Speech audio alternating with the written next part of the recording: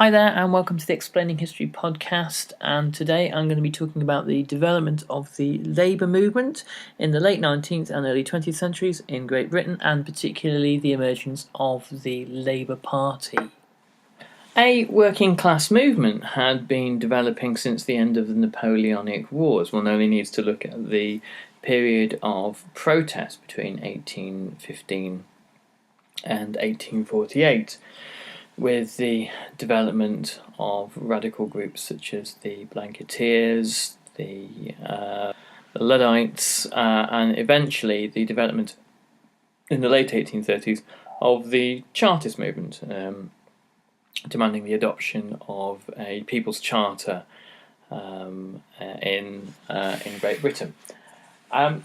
The failure of the Chartist movement after 1848 was largely the result of an enormous and rapid economic boom that Britain went through, but also the development of a new type of trade unionism, the new model unions.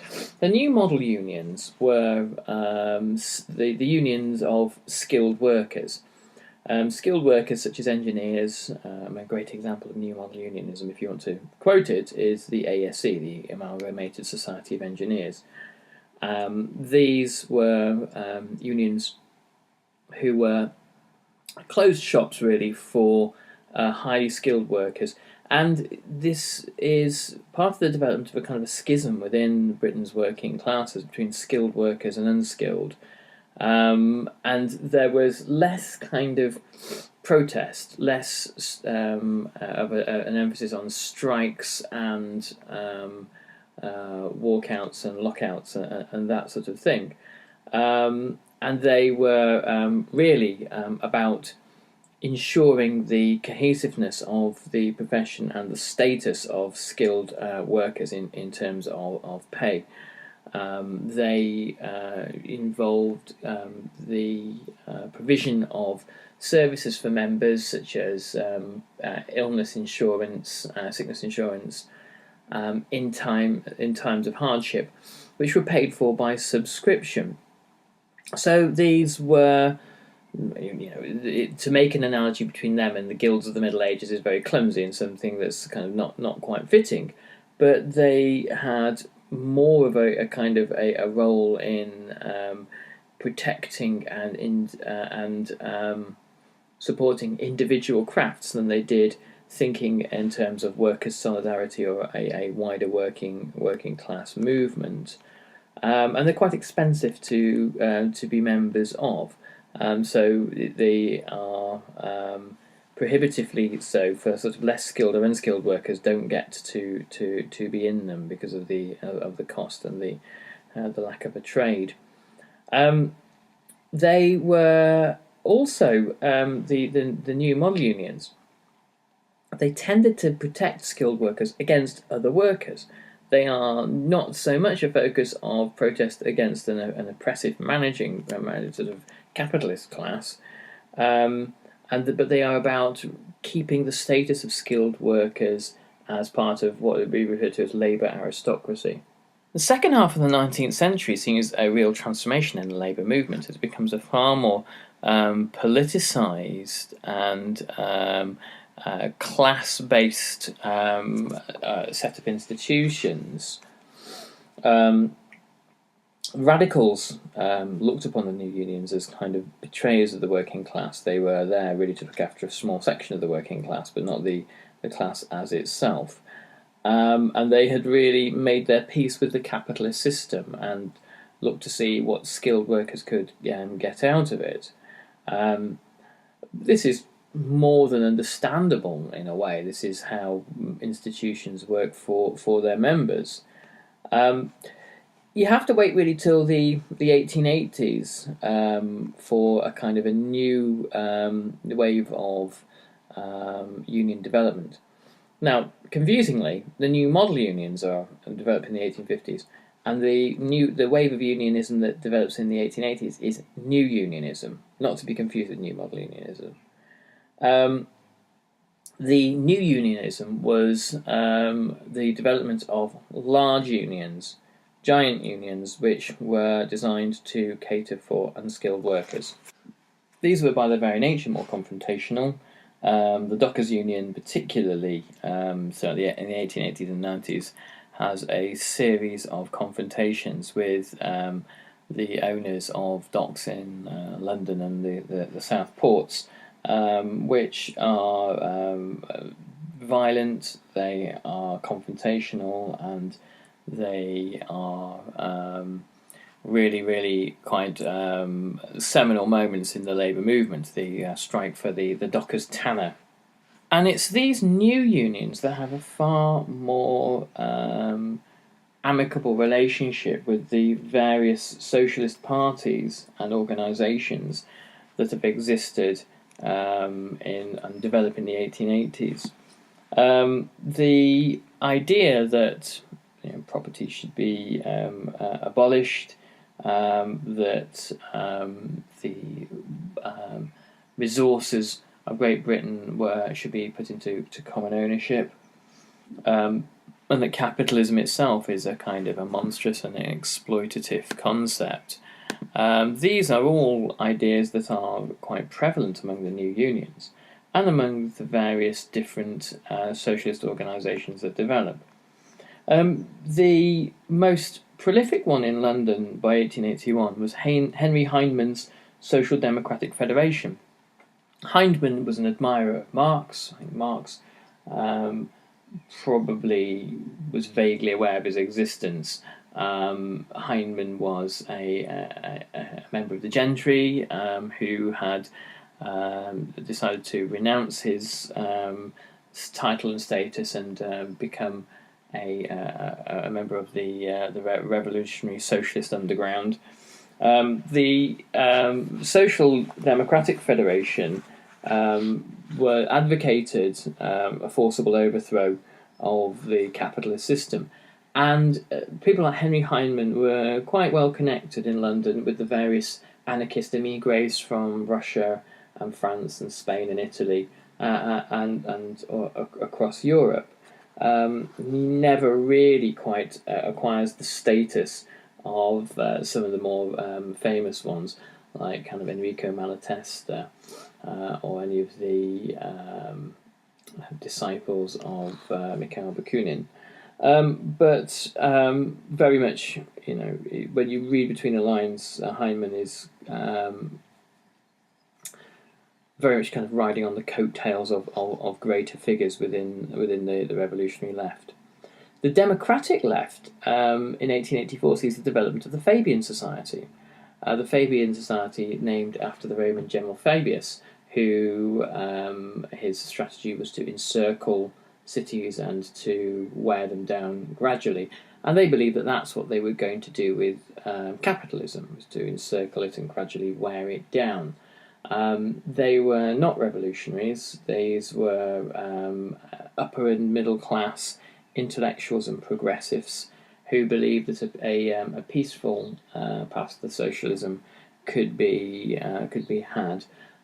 They had a belief in Robert Owen's mutualism, which was the ideas that founded the cooperative movement, that workers should all have a share of the proceeds of what they create.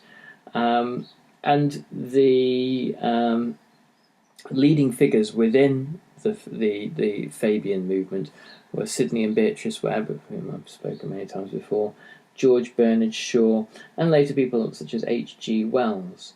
And a long way down the line in the 1930s, when Sidney and Beatrice are in their dotage, the experience of the Great Depression makes them come to the conclusion that capitalism can't be reformed. And they take rather a shine to Soviet Russia at this point.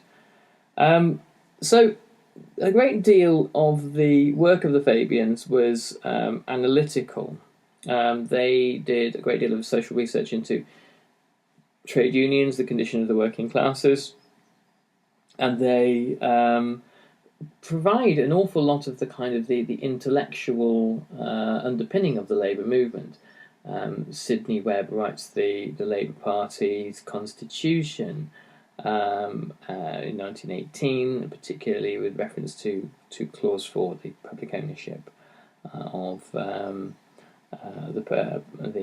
commitment to public ownership. Okay, so in 1893, the Independent Labour Party is born. Now, it's important not to confuse the ILP with the Labour Party, of which we're going to talk about it in a moment. It really is a very different creature altogether. It was linked to the trade unions and with Methodism and other nonconformist branches of Christianity. And the strategy that the Independent Labour Party wanted to pursue was a parliamentary one. They wanted to get a socialist party into Parliament for the first time. The movement on the left is aided immensely by the development of the Trade Union Congress, which was a kind of a federation movement for the trade union movement in general. And they wanted to see if they could coordinate the workings of unions. They wanted to give unions more unity with one another so that they weren't being played off against one another by employers. The period throughout the 1890s is also a kind of a golden age for the left, because in Britain, the 1890s is a period of acute recession and economic crisis. The numbers of unemployed increase, but not sufficiently to weaken the unions. Normal economic theory has it during the 20th century, when you do have the phenomena of mass unemployment in the millions, that having what Marx would refer to as a reserve labour army, i.e. a large number of potential workers or unemployed people, that tends to drive down wages. It tends to make people less likely to cooperate with one another against employers because they're desperate for work, and it tends to make the union movement in general an awful lot weaker. One of the most significant test cases of the period was the Lyons versus Wilkins ruling.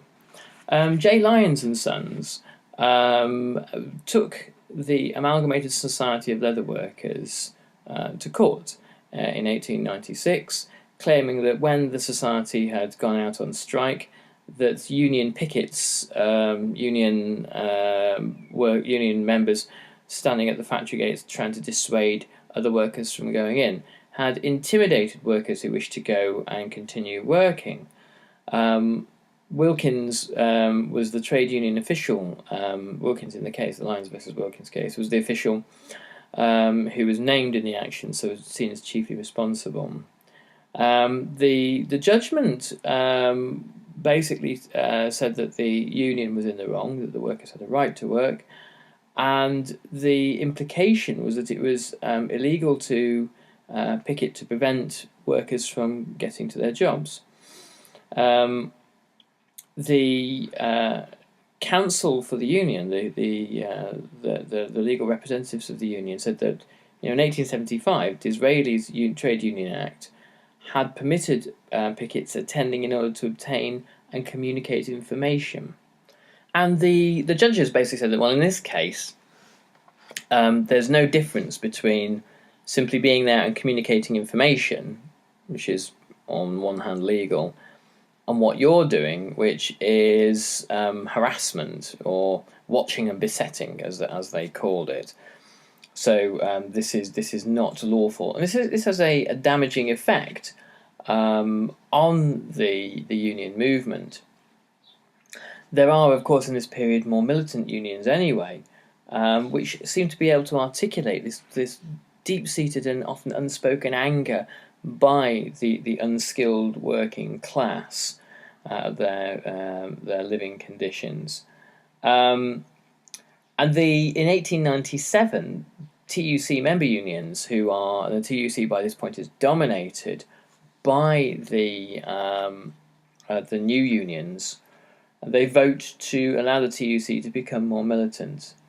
In 1899, the TUC pushed for a new initiative that made sure that working class representation in the House of Commons occurred. And this is where really you get the Labour Representation Committee of 1900, which is the embryonic Labour Party.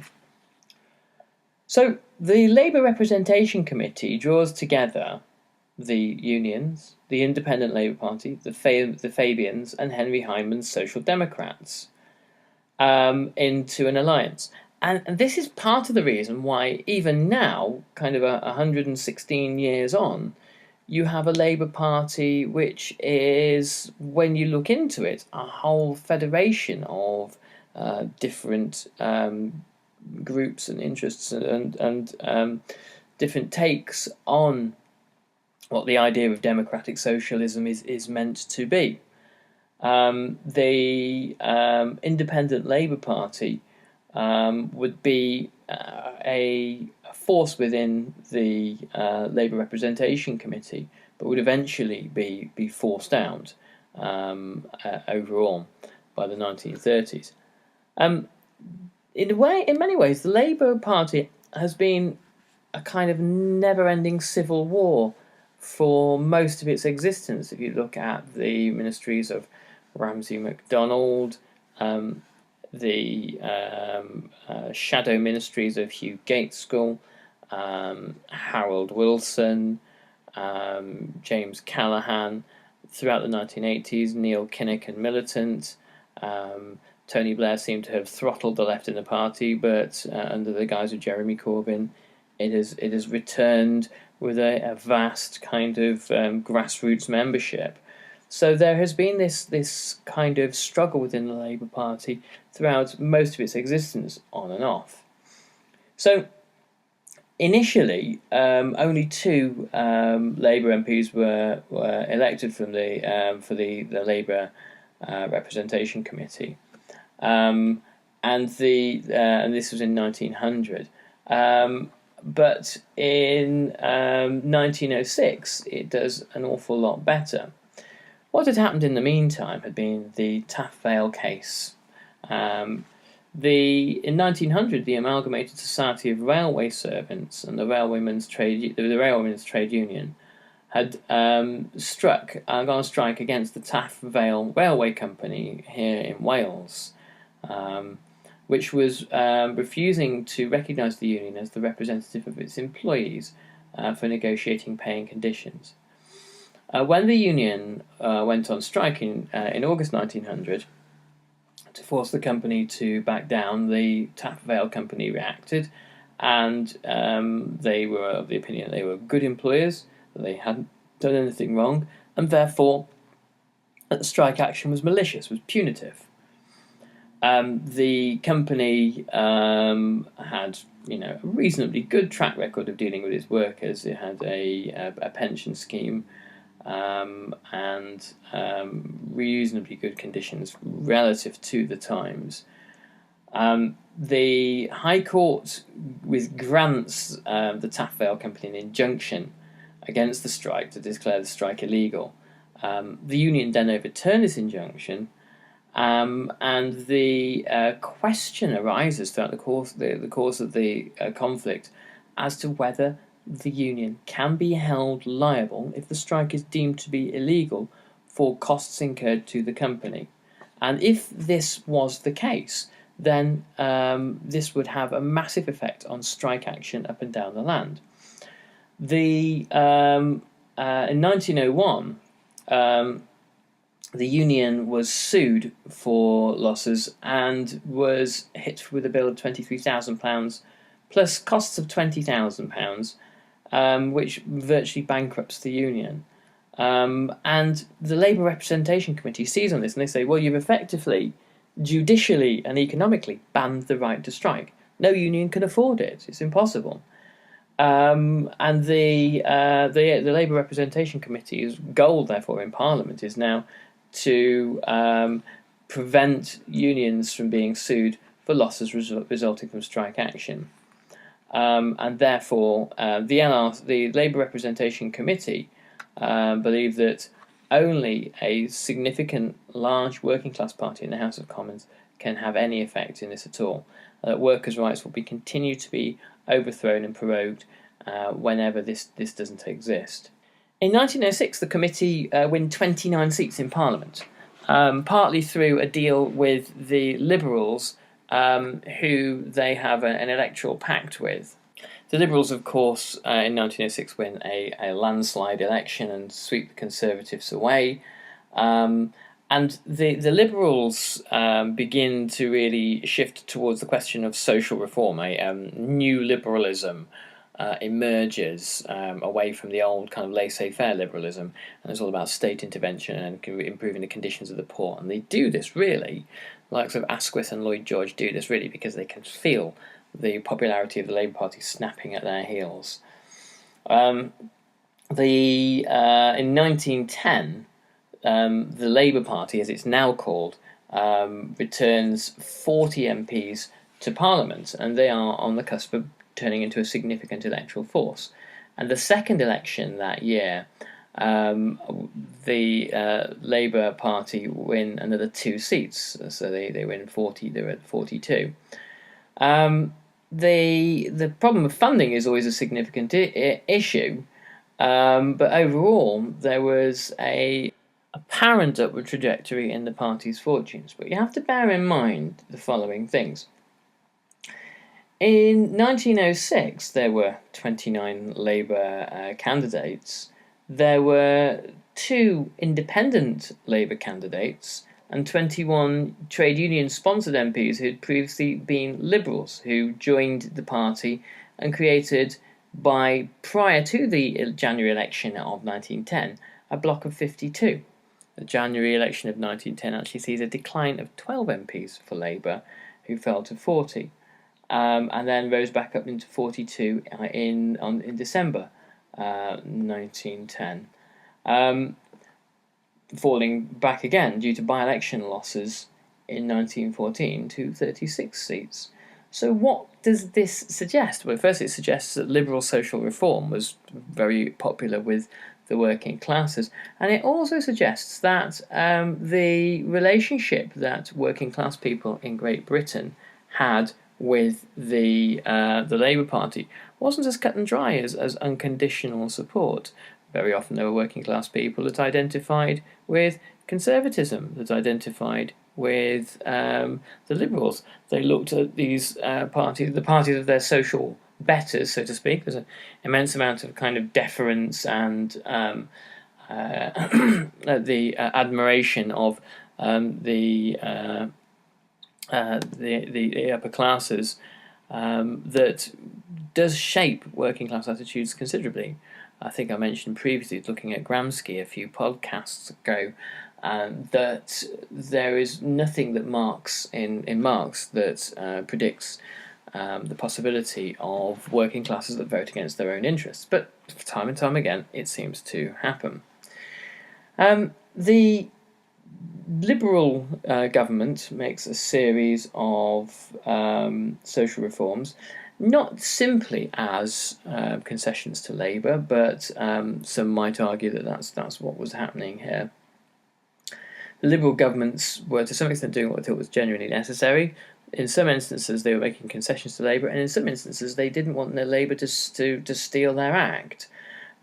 So you can suggest that the pressure from Labour brought about things such as the School Meals Act, which made sure that children were fed properly at school in 1906, the Trades Dispute Act in 1906, which reversed the Taff-Vale judgment, and very importantly, the introduction of pay for MPs in 1911. Prior to this, working class MPs were not able to take their seats in Parliament because they couldn't afford to.